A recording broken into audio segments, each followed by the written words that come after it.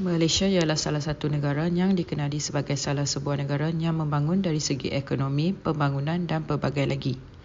Isu kehidupan penduduk bandar di Malaysia berdasarkan teori pembangunan dan pembandaran boleh disenaraikan melalui kesesakan lalu lintas, ketidakstabilan sosial, ketaksamaan dan kemiskinan, turut serta pencemaran dan penyebaran wabak.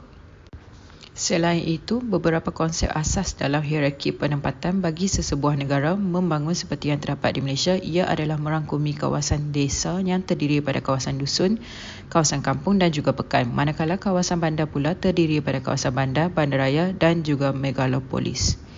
Model tiga negara ini telah membahagikan dunia setelah berlakunya Peperangan Dunia Kedua kepada tiga blok mengikut kepada faktor politik, iaitu yang pertama adalah dunia pertama iaitu negara kapitalis demokratik, kedua adalah dunia kedua iaitu negara komunis sosialis dan yang terakhir adalah dunia ketiga iaitu negara berkecuali atau natural.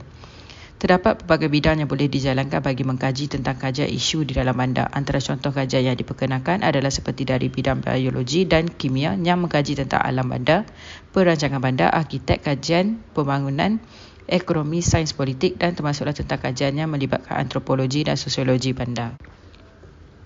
Penduduk Malaysia kini semakin maju dan berkembang pesat sejajar dengan ekonomi yang kian maju di persada dunia. Masalah yang sering dikaitkan masalah pembandaran seperti kesesakan lalu lintas, pencemaran alam sekitar, kesesakan manusia dan perkhidmatan bandar. Zaman moden kini terdapat beberapa pendekatan digunakan sebagai salah satu pemudah cara untuk menyelesaikan masalah isu-isu urbanisasi dan meningkatkan kualiti hidup. Antaranya ialah dapat mengatasi cabaran bandar yang timbul dari pembandaran yang pesat. Sehubungan itu dapat juga memenuhi agenda nasional dan global. Kualiti hidup sebagai inisiatif bandar, pintar perlu selari dengan keperluan cabaran pembandaran serta menyediakan penyelesaian bagi meningkatkan kualiti hidup. Seterusnya, pembangunan bagi sesebuah negara maju adalah merupakan satu tahap yang perlu diukur dengan merangkumi pelbagai sudut seperti ekonomi, sosial dan politik. Perubahan yang paling ketara menampakkan perubahan adalah pada setiap ibu negeri ataupun bandar besar seperti Kuala Lumpur. Proses urbanisasi atau perhijrahan akan berlaku apabila sesebuah bandar besar tersebut telah menawarkan atau membuka sektor perkhidmatan bagi mengisi peluang pekerjaan bagi direbut oleh para belian yang berada di luar bandar.